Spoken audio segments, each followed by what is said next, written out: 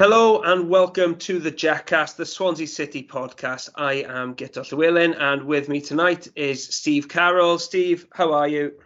I'm good, thanks. How are you? Not too bad, not too bad. Enjoying a nice break from football after the intense season that we've just had. Nice and refreshing. Unfortunately, we're a man light tonight. Matt can't be with us, unfortunately, so we'll make up for all the talking that he usually does. Weirdly, for this time of the season, we've got a heck of a lot to discuss. We've got some new signings, which is really exciting. Some new coaches as well to discuss. New kit. The fixture list, which has been released today as we are recording this.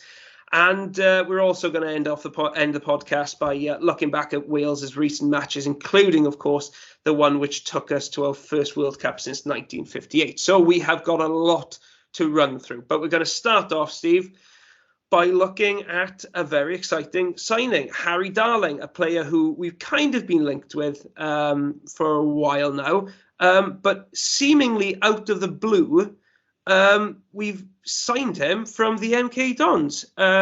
Did you expect this, and how do you see this signing? It was a bit out of the blue, wasn't it? To be fair to the club, I think it's a great way to operate if you can sort of blindside everybody and get business done without anybody knowing, really. So they're absolutely brilliant. I mean, to sort of steal a march on our rivals. It did sound like it was in the pipeline, really, for longer than we thought. I mean, I thought the longer that it went on, certainly if we weren't going to make a sale, that he'd probably be out of our price range, really, and somebody else would have come in for him. But I mean, there was no shock that Russell Martin was keen to bring him to us, and obviously we managed to get the deal done last Saturday, and really pleased, I think, because it's no secret that defensively was is the main weakness in this team. So to bring in a ball playing centre half, one that can also score goals at the other end, I think is really good business. And again, it's bringing in players with some resale value, which is going to be key to our business model going forward, really, isn't it? So I think we should be delighted, shouldn't we? On the face of it, it is just the ideal signing that we are looking for at the moment, isn't it? It's in a problem position because, let's face it, centre back was a bit of a disaster zone at times last season. He brings goals. He scored 7 goals last season for the MK Dons. And if you haven't seen the one that he scored against Morecambe, where he's dribbled from his own half before slotting into the bottom corner, just go on YouTube and type in Harry Darling goal. It is worth seeing, I promise you. He's a good passer of the ball. We've known this for a while. Only one other player in League One made more passes than him last season. Only 2 had a higher pass completion rate. He's comfortable with the ball at his feet. He's happy dribbling it out. He seems a very good defender as well. I mean, only one team conceded fewer goals than the MK Dons last season, and he was the main man in their defence. So, it all seems to add up. And like you said, he's only 22. And we saw this last summer with Piru, with Downs, with Obafemi, with these types of players who are young and who, if they succeed with us, we can sell on for a much bigger profit. It makes football sense. It makes business sense. So I'm struggling to see the negatives in it. I'm scared, really, that I'm getting too positive.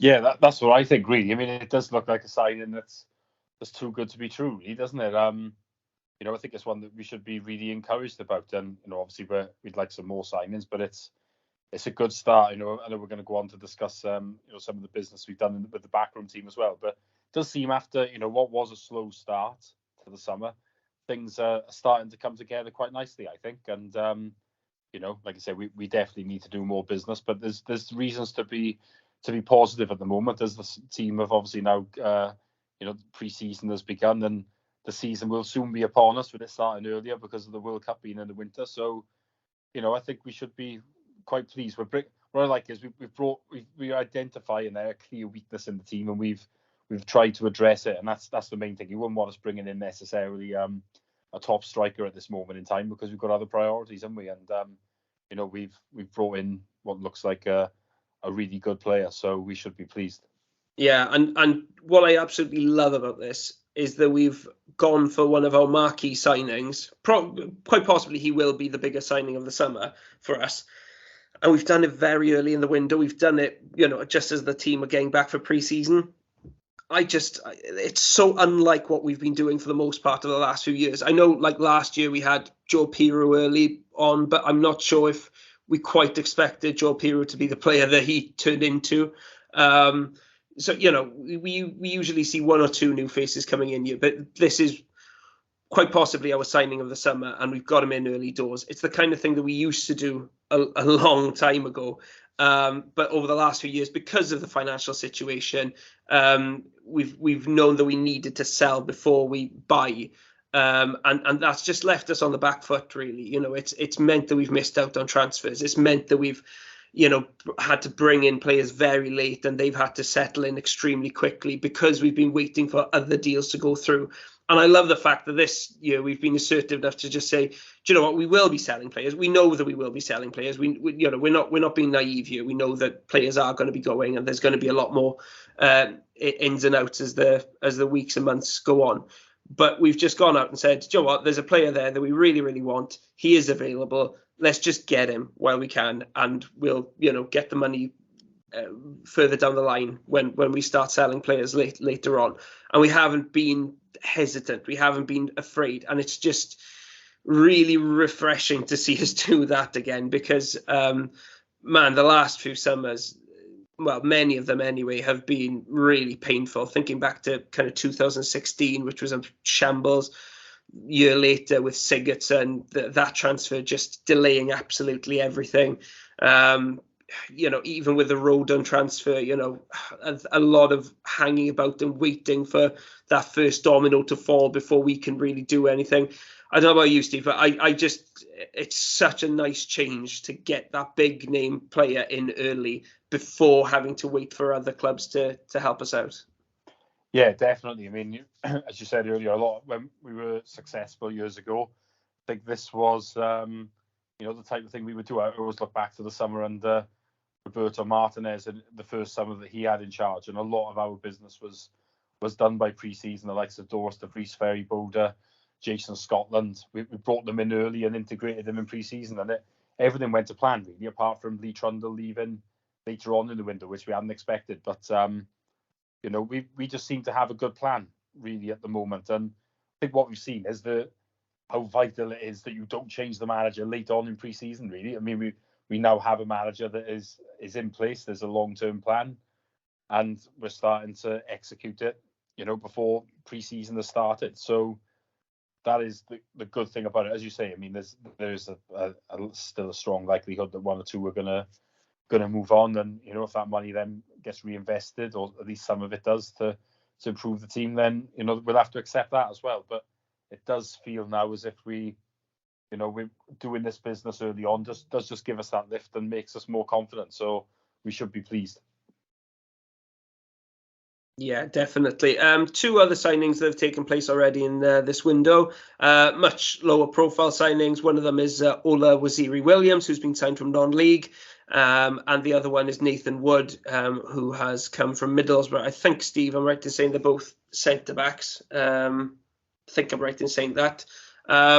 How much of a part do you think we're going to see them playing this season? And I don't know. They're much lower profile signings than Harry Darling is the way that I'm looking at it. Yeah, I mean, it might depend on who leaves. I think it's fairly obvious that Ryan Bennett is not going to play for the Swans again. I mean, whether he's still here when the window shuts we'll have to wait and see. That's obviously going to depend on who comes in for him or anything like that, isn't it? But I mean, he's done. I mean, Latta Baudier has been linked with Burnley. Is he going to move on? Then you'd have to say if those two were to go, for example, then maybe we would need somebody else. So, I think I'm not sure Wood is going to be first choice, but I think he'll be around the first team picture. I mean, it does depend in some ways, doesn't it? It looks like Russell Martin really has decided that we're going to continue with three at the back and wing back. So in that case, then there is room for that extra, centre half, isn't it? But obviously then you've got the likes of Manning and Latta Baudier playing in there. Whereas if we played a back four, maybe Latta Baudier would be the right back and Manning would be the left back, and then that would free up a position at centre half. So, I mean, I don't think Wood is going to be first choice, is he? I think the first choice is probably going to be Norton, Darling, and Cabango. That would be how I see it right now. So maybe Wood would be the next in line, then, or maybe Manning. So, but that will depend on position, who comes in other positions. I mean, because as things stand, Manning is going to have to play left wing back, isn't he? Because there isn't anybody else. So, I think Wood will play. He will see minutes, but I don't think he'll start as first choice. Put it that way. Yeah, that's kind of how I'm seeing it. A bit like when we bought Latibud. Yeah, I think that's kind of how I'm seeing him at the moment. So yeah, it'd be interesting just to see how they develop and what kind of roles they pick up within the squad. Another piece of good news. God, this is an unusually positive podcast. Jamie Patterson signed a new contract. Now, if you'd told me this back in January when he was not training with the first team, because of his contract dispute, I would never, ever have believed you. But Steve, our most creative player last season, has committed his future to the club. Yeah, that's definitely good news. I mean, not a huge surprise, I would say. I did ask this question at a fans forum in Port Talbot in April, and they said, are we going to, deal with this, offer him a contract? So it just basically puts the story to bed, because obviously did only have a year left to run, and the answer I was told basically was that it was going to get sorted. So yeah, we've sorted it, and yeah, definitely a good thing. As you say, one of our best and most influential players last season. Absolutely did not want to lose him. We wanted to make sure that he was still here for this campaign, and we've done that. So it's very much a case of good news, and hopefully move on now to do more business again that will help us this season. So, but yeah, good to get it done, and it does feel like we've had some good news nearly every day this week. So, it's we should all be pleased again. It's as you say, it feels a little bit odd at the moment. A very positive podcast. We don't always get these, but it is nice to see. Listeners going to be switching off in their droves. This isn't why they tuned in. This isn't why they subscribed to the Jackcast. There has been one departure this week. Well, one player who's out of contract has found a new club, and that's Jan Dander, who has gone up to Scotland and signed for Ross County. I mean, Steve, we knew he was going. Should have gone earlier, really. He clearly wasn't a part of Russell Martin's plans. But what do you think about Jan Dander's time at the Swans? And do you think do you think this is a good move for him going up to Scotland? Well, it'll be a good move if he plays, won't it? Because he's barely even featured on the benches either season. So he's had a disastrous year. I mean, I think the writing was probably on the wall on the opening day, where Russell Martin only had a week in charge at that point, but he signed Patterson on the Friday, and he went straight into the team, and Dander was on the bench. I mean, it can't get much more of an insult than that to somebody that you've had a week and this other guy has had no preseason and he's getting picked ahead of you. So I think the writing was on the wall at that point. So I think Dander's had some decent moments, but I think the problem is he still looks like a boy playing man's football. He's got to try and bulk up a bit. I mean, he had a great start to his Swans career, didn't he? By scoring, with his first touch for the club on that opening day at Sheffield United. I mean, Steve Cooper seemed to like him. Obviously, he had some minutes there, but I suppose he never really kicked on, did he? So, when he is, I don't know how old he is now, maybe 23, something like that. But he needs to play, doesn't he? I think it is fairly straightforward, and he wasn't going to play here, so hopefully he'll go there and play, because I bear no malice to him, and I'm sure nobody else does really. But he had to leave, didn't he? Yeah, I think we've waited a long time for him to kind of fulfill his potential, because I think we've all looked at him and thought, oh, there's a player there. He's got good feet, he's got great strike on him. He just never really took that next step. He had those moments where you thought, oh, here we go. He's getting ready to make that breakthrough and become that championship quality player that we need in midfield. And they were always just flashes and never anything more than that. And I think a lot of it, like you said, just comes down to physicality. I just think he looked very lightweight the whole time he was with the club. He never got up to speed with the physicality of the championship, and I think that meant he would spend long periods where he struggled to get involved in games. He was quite easy to bully off the ball, and just always looked like that academy player taking his first steps into senior football, really. So it's a shame, because I really like Dander in many ways. I do think he's a really cultured footballer. And there's something about him. I'm hoping that going to Scotland, let's face it, dropping a level in quality is just going to let him express himself and allow him to establish himself and become the player that we were waiting for him to become. But let's face it, we could see it in the end for quite some time, really, that it just wasn't going to happen. So, I mean, our best wishes to Danda. I think he's given us some good memories, some good goals scored over the years. I think you said it there, that his debut is probably what he will be most remembered for. One of the all-time great Swansea City debuts, coming off the bench and scoring within a few seconds on the opening day of the season. Had a couple of goals after that, but like I said, never had that lasting success that he needed. And unfortunately, he's had to look elsewhere for opportunities, but hopefully he will get them at Ross County. Let's go back to incomings, this time the coaching staff. I think we'll all agree, Steve, the news that the Swans have got a set-piece coach in is good news. I don't even care who he is. I don't even care about his credentials. Andy Parslow is a set-piece coach, and boy, do we need one of those.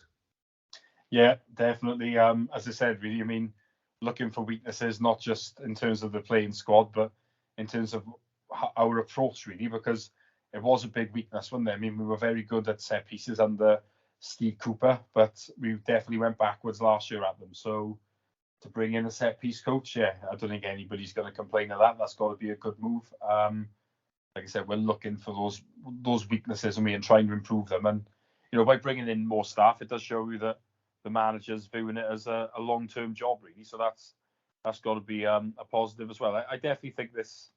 It's got to be a good thing. We all wondered really who, Luke Williams left in about March time, I think it was, and obviously Matt Gill has become the assistant, but we did wonder who would join the backroom team. And I think a set piece coach to target someone with those type of skills, for me, definitely the right move. And hopefully that will help us in some of the tighter games, and certainly help us not be so easy to score against in some situations, because that definitely has been the case in some games, hasn't it? Yeah, I mean, well, just in terms of attacking set pieces, the Swans absolutely rock bottom of the Championship. No team scored fewer goals from dead ball situations, 2 conventional set piece goals and 1 penalty.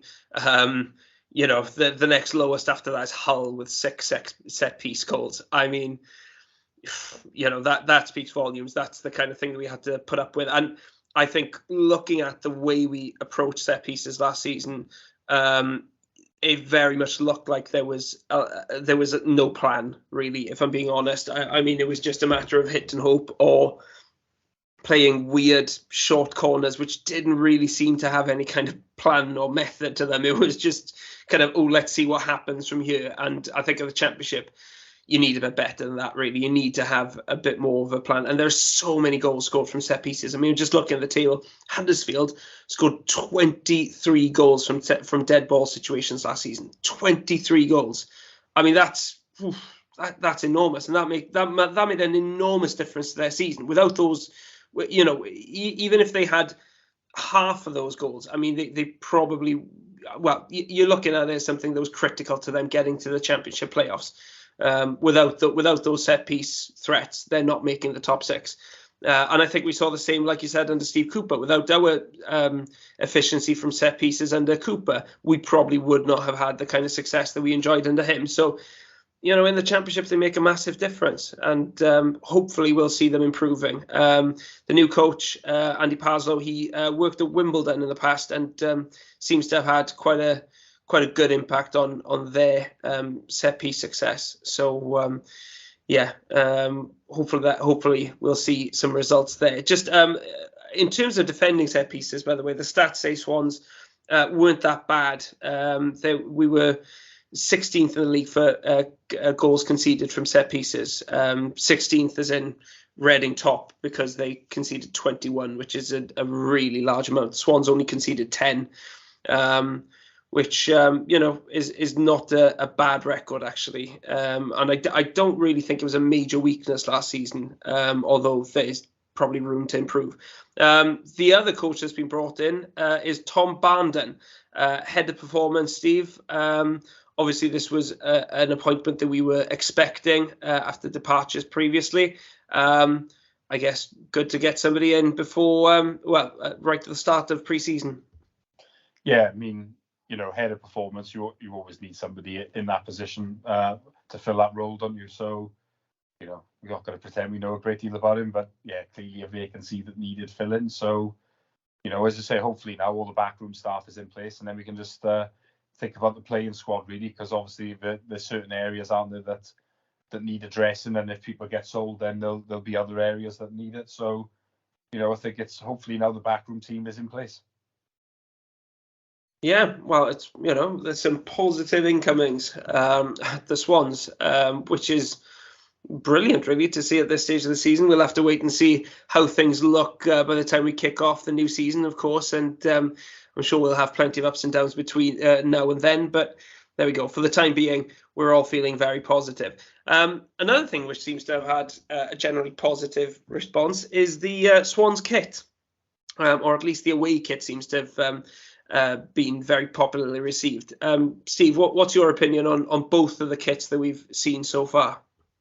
I think what I would say is I've seen the home shirt up close in person, and it is actually nicer than maybe what it looks online. I mean, there are the waves in the, on the arms, for example. I mean, you can't see them very well if at a distance, but you can see it when you're up a bit closer. So, that's good. I think the collar probably isn't, it's probably the big weakness in the shirt in terms of it not being so.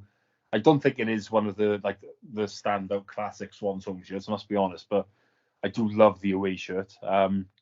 Proper throwback that is to the early 90s. Can't beat that. That's probably one of the more iconic Swans away shirts, really. So quite a good idea, I would say, to bring that back, even if one or two seem to, for some reason, think it looks like the Union Jack, which beat nonsense. But yeah, it's one of the great away shirts, and I think that will sell very well.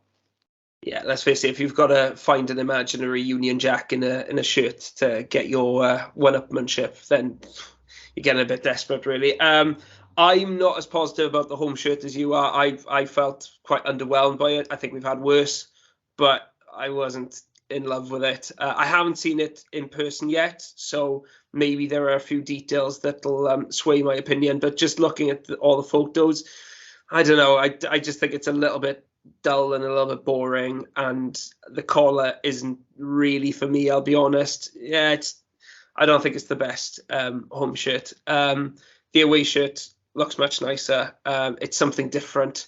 I think it's going to be very well received, and I think it's going to sell very, very well. And I think when we look around the stadium this season, I think we're going to see an awful lot of orange. Because, yeah, I think a lot of people are going to be deciding to go for the away kit rather than the home kit. How do you think the kits compare with kind of the last few years? Because I'll be honest, I loved the home kit last year. I absolutely adored it. One of my favourites of all time. So I'm probably going to stick with that one for this season. But I mean, we've had some good away kits over the last few years as well. Where does the orange retro one fit in with those? I think the orange is a really good one. I think I always measure them away kits against the legendary black from around the time we stayed in the Football League. That is always the best for me. But they're very different kits. I mean, that black one was just kind of quite simple, quite quite a clean kit, and lovely. But this one's total opposite. It's crazy. There's a lot going on in it. It's colourful. It's bright. They're very different away shirts. No, they are. I think I just really like that one because I don't think we'd ever had a black away shirt until that point. So when we brought it out, it was like, oh wow, we got a black away shirt and it looks great. So I've always loved that black away shirt. Yeah, I think this one is a bit, like I said, it's a bit crazy, but for some reason it's just iconic. I mean, if you ask most people, I mean, that is the first Swans away shirt that really sticks in my head, even though it's before my time. It's odd. Like I remember some of the other ones we had around that time, and they were a bit messy, but they didn't really capture the imagination like that one did. I don't know why that one did. It just did. But yeah, I think it's definitely one of it's got to be in the top 5 Swans away shirts I would say that orange one, which is funny as well, because I remember the orange one that we had in the Prem, and I hated that. Which is bizarre. I didn't hate it, but it wasn't a classic. That's one of the worst. I think that orange was almost too bright. I mean, they get the sunglasses out for it. It was high vis, wasn't it? Yeah, that's what I thought. I didn't like that shirt at all. I thought it was terrible. But yeah, this orange there's something about that one. I think it's such a different shirt, isn't it? You don't see an away shirt like that for anyone else. I think because obviously the sleeves are they're like white and blue, aren't they? I mean, it's a strange one. I don't know whoever came up with it years ago, but it's it's definitely one of the great Swans away shirts. Let's face it, the early to mid 90s was like a weird time for fashion, full stop. I mean, when we look back at kind of what people were wearing back then, there was some questionable tastes around the place. And you look back at football kits of that era, and you're just like, wow, what was going on? How many drugs were these people taking when they were designing these shirts, But like over the last few years, everybody's seen it. There's been kind of a revival of, and it's not just in football. I mean, vintage clothing is, much more appreciated these days. It's much more fashionable. I mean, when I was kind of younger, you were to tell me that, you were trying to dress for like people were dressing 20, 30 years ago, people thought you were absolutely mad. But these days, it's as if people are trying their best to look like something after 1994. And yeah, this kit is kind of in keeping with that. So yeah, it's, but it's good. It's going to, I don't know in years to come if we're going to look back with it with quite the same fondness. I think maybe in years to come, we'll look back and think, wow, that was a weird period for football kits. But at the moment, yeah, it's eye catching. It stands out. It's very cool. It has to be said. I do love that black away shirt though that you were talking about back of the vest. That was my first ever Swans top. And I think actually if I hadn't thrown it away, it probably would still fit me now today. It was so baggy. It was absolutely massive on me. It was like it was like wearing a parachute from the place. Yeah, I've still got it. It's it's one of the greats without a doubt.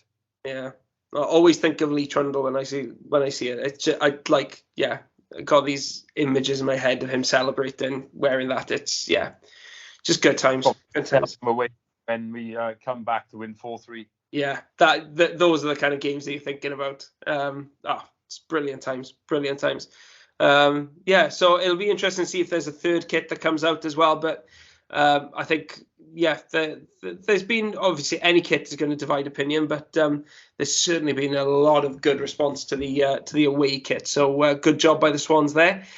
Now let's move on to the fixture list. There are some people out there who will question why we make a big deal about fixtures. We all have to play the same 23 teams home and away every single season, but people do get excited when the fixtures are released. And I think, Steve, this year, more than any for quite some time, I think we can kind of see why, because there are some interesting dates in the calendar and teams are playing at interesting times, especially if you do like going away to watch the Swans. Yeah, I think so. It's, I think the last few years, there has been some frustration over some of the fixtures. I mean, we did talk about it off air to me, and I think one of the big ones was, I think just before COVID, there were 5 London teams in our division. And I think what happened was we had 4 of them not on a Saturday, and then we had Millwall on the Saturday, and that came just after the lockdown. So I worked this out, right? We have not played away on a Saturday in London with a crowd since April 2019. That's absolutely unbelievable. There cannot be another club like that, surely, can there? Was that great? Was that QPR under Graham Potter?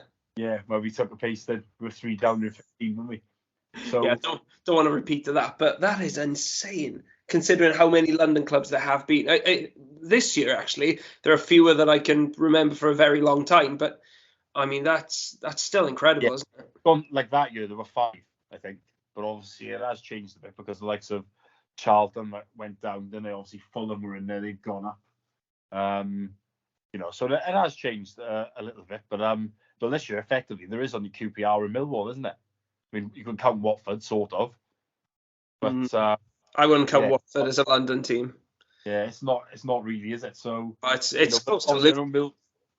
Millwall again is a Tuesday, but at least QPR is a Saturday. So Yeah. we will not quite make 4 years since a Saturday London away game with fans, which is, well, most would take that for granted, but we won't. But yeah, as you say, there's plenty of good ones there. I mean, from my point of view, we open with Rotherham. I always say it's good to have an away game that's a bit further than the majority would usually go to on the opening day, because more will go on the opening day than normal, meaning that away day is then a lot better than it would have been if it was later in the season. You don't want to waste the opening day on a West Brom or a Bristol City or something, because you'd sell out no matter what, probably. So yeah, Rotherham's a good one, and have never been.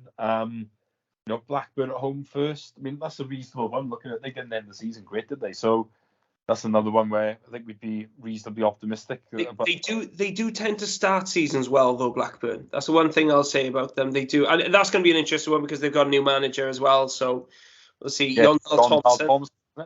That's a hell of a kind of.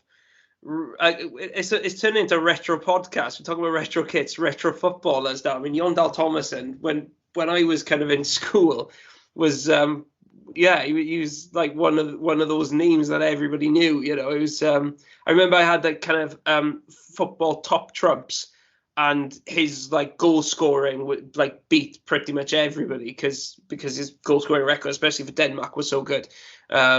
So that's gonna be a really interesting one to see how he copes at Blackburn.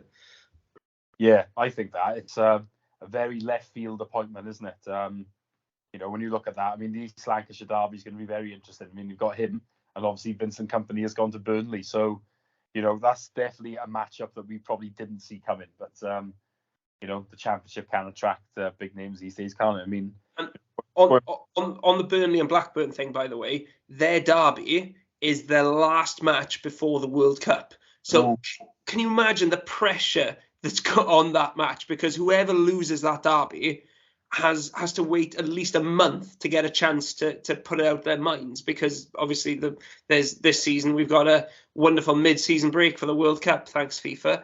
Can you imagine if we played against Cardiff, the final game before a month-long break? I mean, the pressure to win that match. It's bad enough if you play them just before an international break, regular one, and you've got like 2 weeks to wait until the next match. But a month, that's got that extra little bit of spice, that extra bit of pressure on it now. Yeah, you'd think so, wouldn't you? I mean, you don't want to be stewing on that one for a while. I mean, after Blackburn, we've got what probably looks like the highlight of the season, Blackpool away in the middle of August. I mean, for anyone that enjoys combining the Swans with piss-ups, I think that is just magnificent. That was, how can I put it, a WhatsApp group I was in went off at 9 o'clock this morning when that came out. So I think there are still some Swansea fans who are still drunk from the last visit to Blackpool. So God knows what they're going to be like when they're there in the middle of the summer. I mean, if the sun's out, I mean that has it.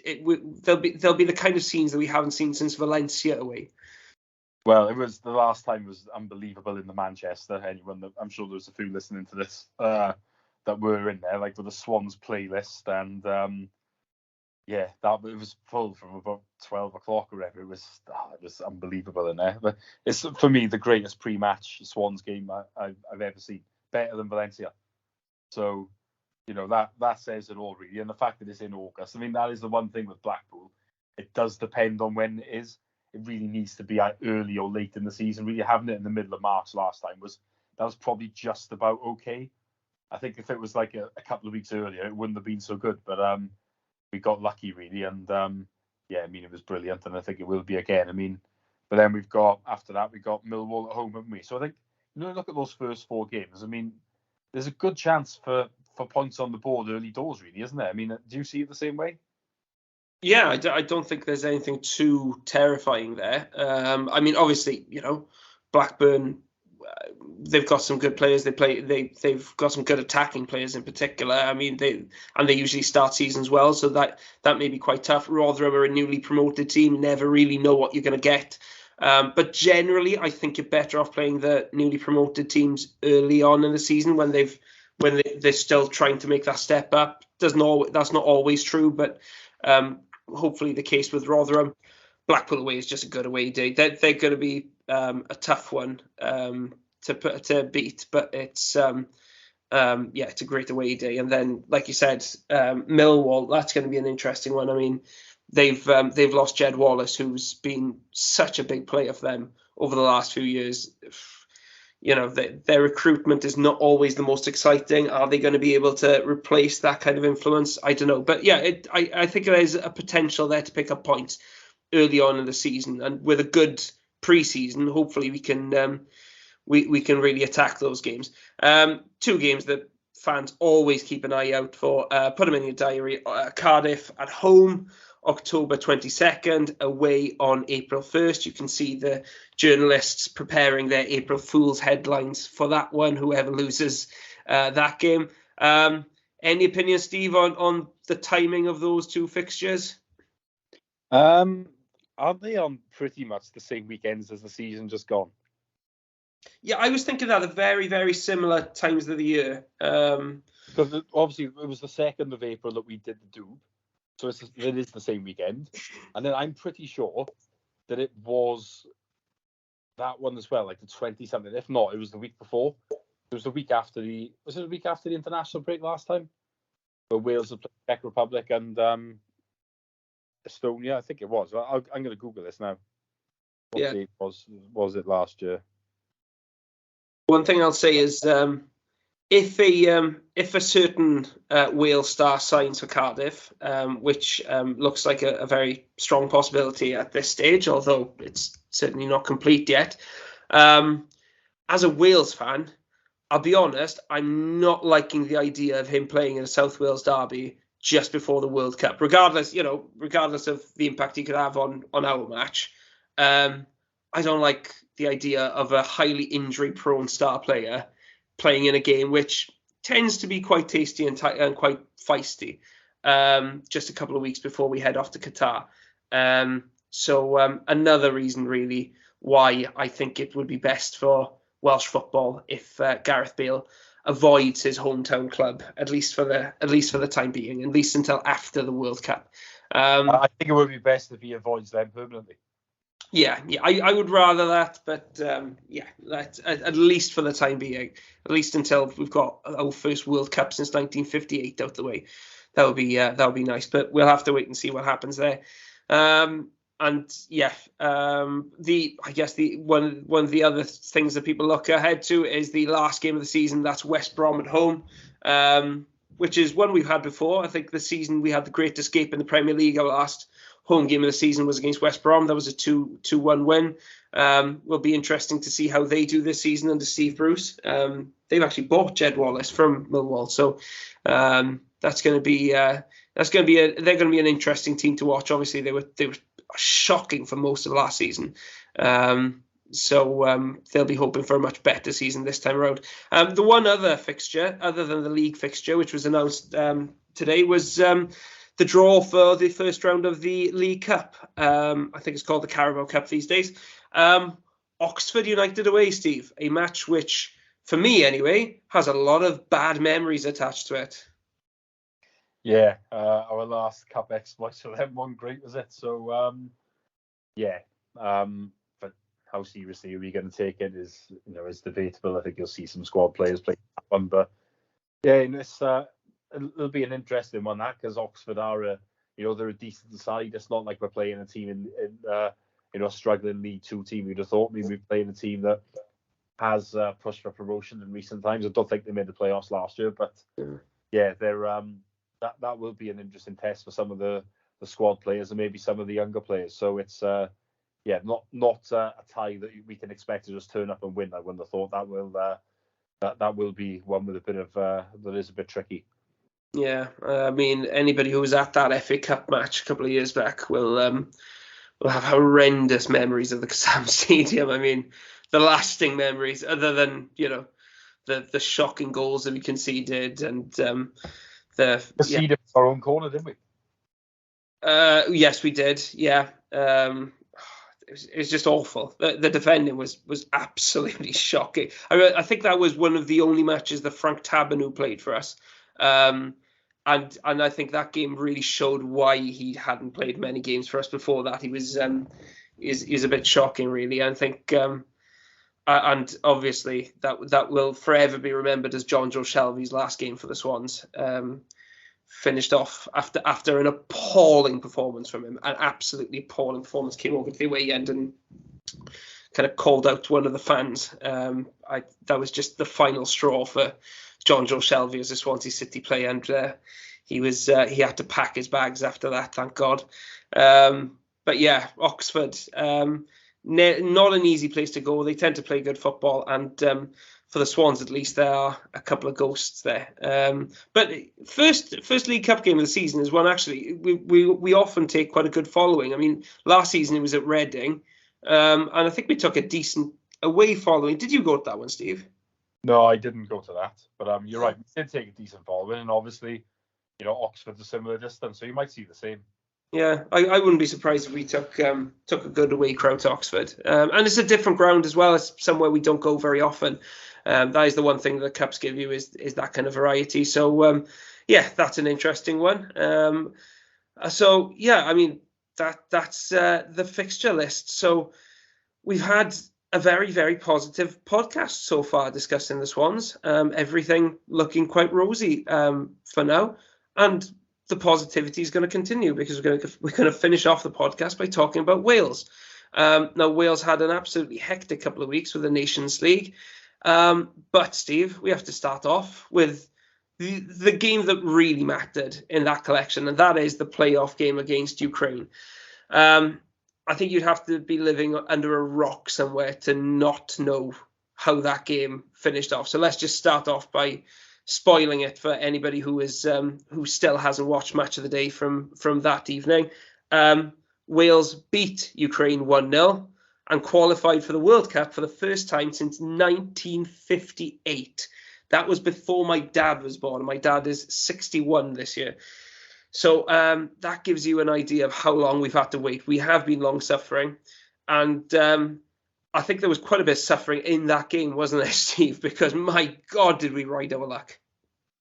Oh, it was a horrible game, wasn't it? A really nervy one. One you couldn't really enjoy. And I mean, as you say, we rode our luck. I mean, I suppose after I did think this probably all along that it was sort of our time because the things had sort of gone for us in the build-up in terms of the games not being back-to-back, and that we had players that would have struggled to play a second game back-to-back. We had the 2 home games. We had everybody fit, and you just think, do you know what? These things are going for us. They usually don't. I mean, even on that point, even going back before the playoffs, I mean, in the Nations League, which gave us the kind of security of a playoff spot, we had the easiest possible draw. I mean, Finland weren't pushovers, but we could have got more difficult teams. And then Bulgaria and Ireland, I mean, they had no right to be at that level. They were bad teams going through a major transition. They were absolutely awful. And Wales didn't play very well in that Nations League campaign, but we still topped the group because we had that easy draw. And then you're looking at the kind of the main qualifying group then. Okay, the draw, I guess, wasn't the easiest. I mean, Belgium and the Czech Republic, we could have had an easier draw there. And we didn't have pushovers like San Marino or Andorra. But the way the fixtures were lined up, I mean, we played the Czech Republic just a couple of days after they played against Belgium. So they were not 100% going into that game. And just games falling quite nicely for us throughout that campaign. And then finishing off with that game against Belgium, which was an absolute gift, really, because Belgium had already qualified. They put out their reserves. That wasn't anything close to Belgium's first team. So many star players missing. And it just enabled us to get that point to finish second, to get that home draw. I mean, for once, everything has gone Wales's way in getting to this World Cup.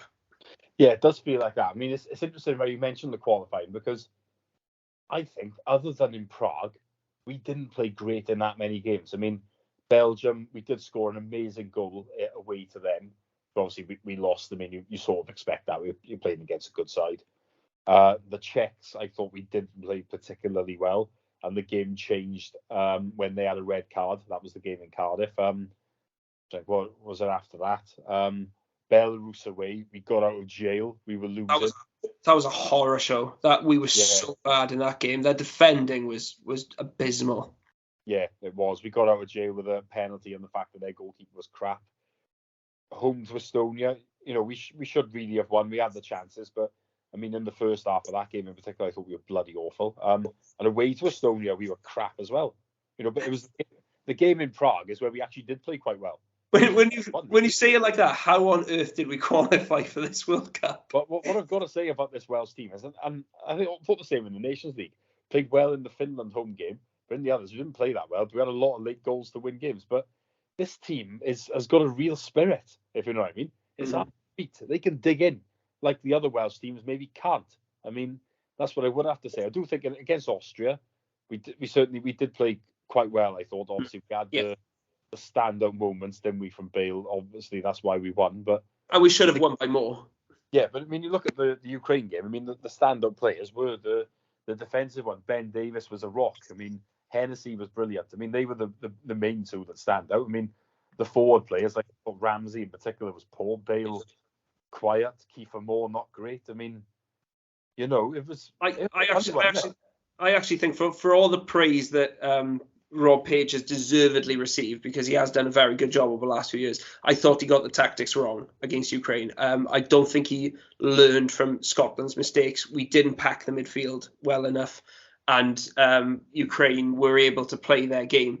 And it was just poor finishing / luck that denied them a goal, really. I mean, they played very, very well. We had a deflected free kick to score the winner. It was just one of those days, and you get them in football, one of those days where things just went our way and just did not go their way. And, if you're a Ukrainian fan, then you're absolutely spitting feathers and you can't believe you've lost that game. If you're a Welsh fan, you just say, I don't care how we did it. We've got the job done and we're going to Qatar, and that is the main issue. Yeah, I mean, look, there'll be plenty of people probably listening to this, old school Wales fans who remember the Joe Jordan handball for Scotland, the other handball that got them a penalty in the 80s, the Paul Bowden penalty. You just think those little margins, they've always gone against us. And you just think, you know what, in the end, they've got to go for you at some point. And luckily for us, they've gone for it for us in our lifetime. So it means we are the ones that will get to enjoy a World Cup, really. But, you always need that bit of luck, don't you? But, I mean, what you have to say is that only 13 nations from Europe are going to this World Cup. And when you take up your suspects who've all qualified, I mean, apart from Italy, of course, then it's bloody hard to get in there, isn't it? It really is tough to qualify for a World Cup. So, well, you said it there. The European champions aren't going to the World Cup. There are so many points along the way where you can slip up and suddenly, you're not going to the World Cup. There's so many opportunities to mess it up, and we've just ground. It's been a grind at times to get those results, but we've just kept going, and we've secured our place there. And looking ahead to that World Cup, we're in a group with the USA, Iran, and I can't remember the other country, but I'm sure it'll come back to me. What do you think our chances are in that group? I think it's not a bad group. I mean, interestingly, if you look at the rankings, it looks like we're in the group of death. But I mean, if you look, we're not, are we? We're not. I don't think we are. I mean, I remember when the draw was being made, we could have gone into Qatar's group, which obviously that would have been great. You would have thought that would have been a good chance of getting through. Qatar, who, by the way, the other day lost a friendly against Linfield, the Northern Ireland champions. So yeah, exactly, that's the party we're talking about. It'd be a big surprise if they got through, and obviously they're the top seeds in the group. So by getting them, it means you avoid the likes of Brazil, Argentina, etc., doesn't it? So, I mean, that would be a big advantage. I think the other group we could have got into is what I would call the real group of death, which is Portugal, Uruguay, Ghana, and I think we would have gone in then instead of South Korea. And I mean, you would not want to be in that group. That's a very tough group, if you ask me. But I think our group isn't a bad one. I mean, the key game is the first game in terms of qualification, yes. I would say. I mean, you would have thought that it's between us and USA. Realistically, would be the favourites to get second place in the group. I mean, they've got some good players, haven't they? Like Christian Pulisic. But I mean, I think we've got a realistic chance. I mean, obviously, Iran, can't say I know a great deal about them. Usually, they're not great. They're usually hard maybe to beat. Obviously, the climate will suit them, and they may have decent support out there because obviously Qatar to Iran isn't a massive difference. But I mean, at the same time, I'd like to think we'd have a decent chance of beating them.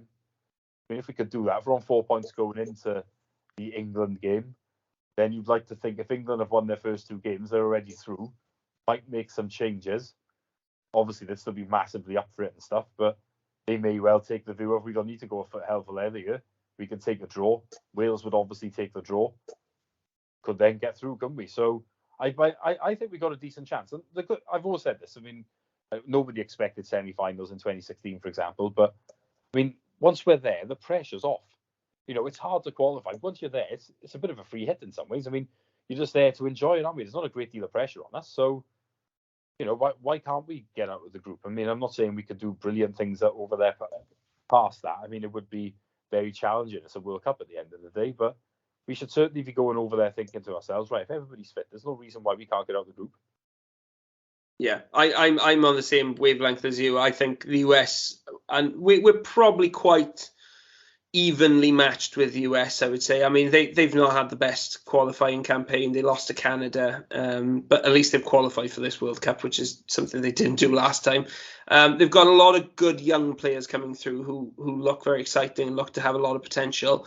I'd say, you know, the older heads in the US squad probably aren't of the same quality that we would have been used to seeing, say, 10, 15 years ago, when you had the likes of Landon Donovan and Clint Dempsey, and you had, you know, a string of very capable goalkeepers, a solid defense. You know, they had they were a very good, very well organized and quite decent team for many World Cups. I think they've had to kind of start from scratch over the last few years. A couple of new young players who they're trying to blood into the team. So that's going to be a difficult one. And like you said, that's going to be a huge one. If we can win that, then, you know, you'd say we've got 1 foot in the next round almost, you know. If we lose that, then suddenly you're thinking, okay, we've got to get results against both Iran and England then to get through, which wouldn't be easy.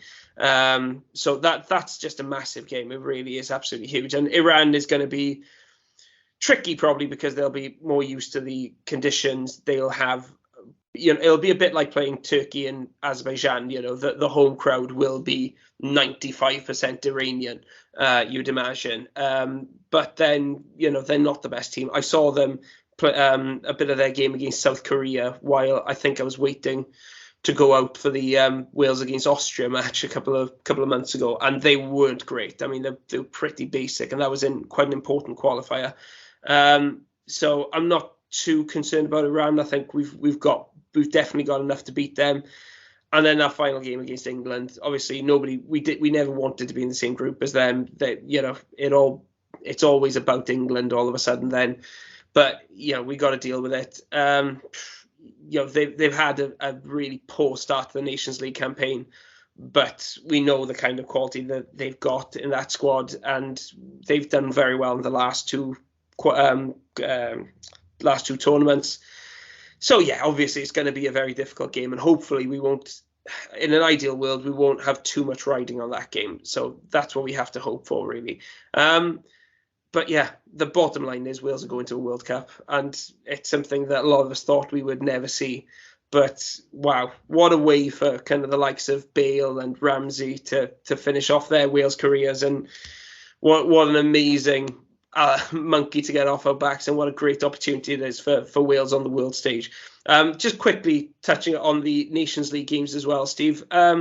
What was your general impression of the other 3 games we played in this international break against Poland, Belgium, and the Netherlands? We only picked up 1 point from those 3 games. What are your we played 4 games actually, and we only picked up 1 point. What are your feelings about those Nation League games? I think there's a bit of frustration really, because I do feel like having that playoff in the middle really held us up. Because obviously we played a complete reserve team more or less in Poland, didn't we? But we actually did quite well. And I'm looking at that thing myself. If we played the full team, now, yeah, Page absolutely made the right decision not to play the full team. I'd like to put that out there. But obviously, nearly every other country was in a position where, they didn't have a playoff to focus on. So I have to think we would have had a result there, and that would have been the key result, because obviously we are in danger now of getting relegated, aren't we? Which is frustrating, because it's good to be in that top pot, and the away days and stuff are good in there as well. I mean, as I'm sure you'd agree. So yeah, I do feel a sense of frustration, really, not so much with the players, because because of the situation that we were in, and obviously playing so many games in quick succession at the end of the season, you've got to make changes and that type of thing. But obviously, we made more changes than we would have done if we didn't have a playoff. So, and we're looking as well, aren't we, at those 2 Dutch games and thinking, well, we've cocked them both up at the end, and we were, we had the chance to make the tactical foul in the home game after, a great equaliser with Norrington Davis's header. And obviously in Rotterdam, we were 2 down early on, and you're thinking, oh God, this is going to be a pasting here. Done brilliantly to come back, and then we've done ourselves in again, really. So I think there's just a bit of frustration, I think, isn't there? We should be sitting on more than 1 point. Yeah, I think that's a fair enough assessment. I mean, there is an element of regret when you look back at that Poland game, the fact that we had to put out the reserve side, because if we had put out the first team, I think we would have won that game, because Poland weren't. I think they were there to be beaten. And we played very, very well with a reserve team, and just very unlucky to lose it. The Belgian game, the first Dutch game, I mean,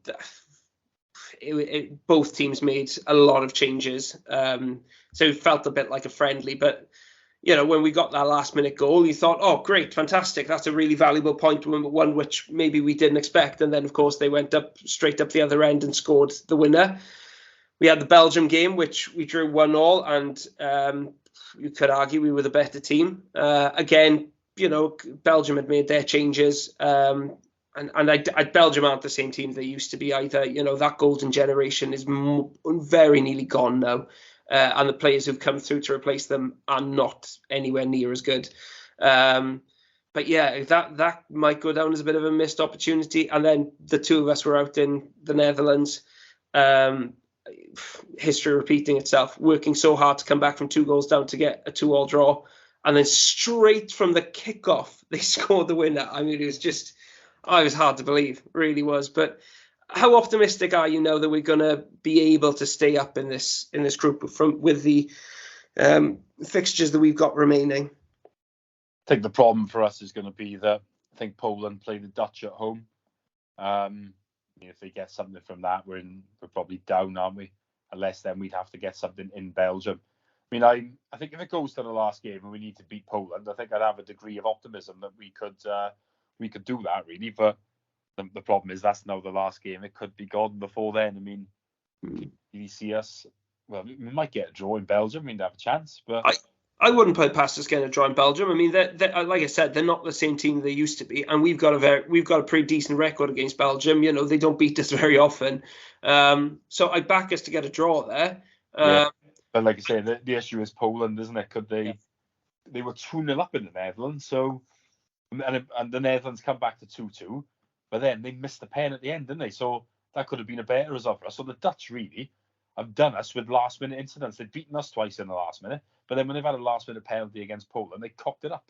I think this is basically karma for all the luck that we had in qualifying for the World Cup. And if that's the case, I'll take it. I'm happy to take a real bit of rough justice in the Nations League if it means we get to go to Qatar. But it does feel like an evening of the scales, really, a balancing of the scales, I guess. After everything that's gone on for us over the last few years. The worst thing is, it feels like the Dutch are our nemesis, and if we come second in the group in the World Cup, which we'll all take, the chances are it's the Dutch next. And it'll feel a bit like, when we got Denmark in the Euros, and we knew what to expect from Denmark. We played Denmark and lost quite comprehensively, I would say, to the Danes. We knew what a good team. They had our number, didn't they? Yeah, I think there would be a similar feeling if we came up against the Dutch, even though, the games against the Dutch have been very tight. And I think we've got players who, we've shown that we can hurt them. They just find a way of winning, and they just, we've never so much as got a draw against them.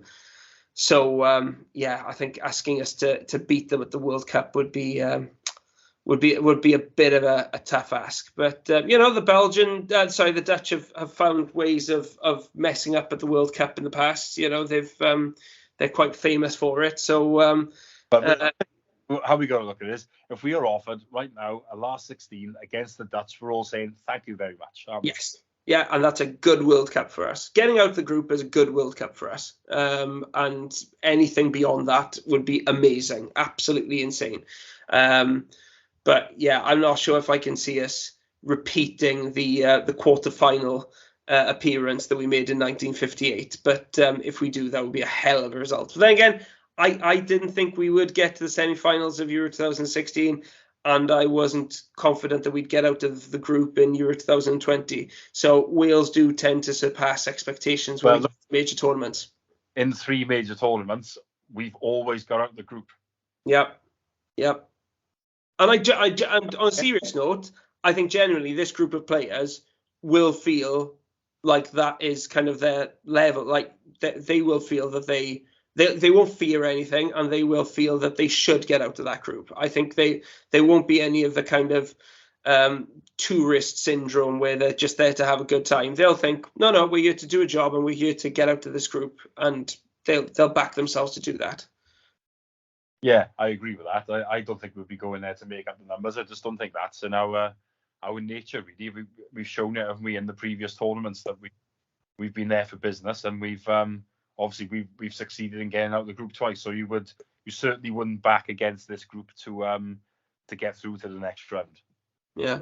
By the way, FIFA have announced that the squad size will be expanded from 23 to 26 for this World Cup, which is good news for a lot of players on the fringes, because I think, Rob Page would have had quite a few difficult picks to make after some impressive performances from individuals in the Nations League who may not have been on everybody's lists to go to the World Cup. Are you going out to Qatar, Steve, or are you tempted to go to Qatar? I'm going. I've booked all-inclusive in Dubai. So, God. Yes, I am going, flying in and out for the 3 games. So that seemed like the best option rather than going to Qatar, accepting terrible accommodation. If you can then drink, paying a tenner a pint, paying God knows what in food. So I just thought, right, I'm going to take the hit. I'm going to go for a little bit of luxury. Staying in a lovely hotel that has 10 restaurants and 3 bars, 3 pools, its own private beach. So how many vital organs have you had to sell to afford this? Yeah, it's not but I've how can I put it? It's top of my bucket list to see Wales in a World Cup of the things that I haven't seen. So yes, I've decided that there was no way I was going to miss it. So I will be in Qatar. You only need 1 kidney to survive anyway. It's fine. It's you can live without it. Maybe I'm not going to drink. I'll have to might not be able to.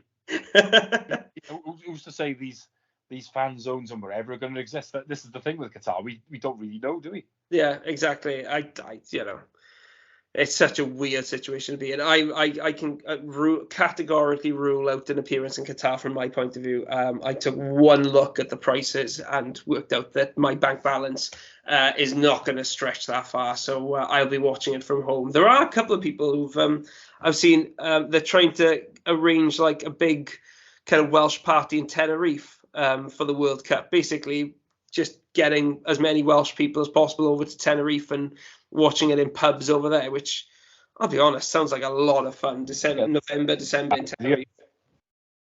Go on holiday for the World Cup, innit? Especially, it's a time of year where, watching it here, it's not. I'm not going to knock that at all. But obviously, it will be indoor watching, won't it? Which is not norm for a tournament. It's nice to find a beer garden, or if someone's having a barbecue and invites people around and stuff like that. I think that is quite good from a tournament point of view. But obviously, it's not going to be like that this time. It's going to be indoors, isn't it? Because it's going to be bloody freezing. So, yeah.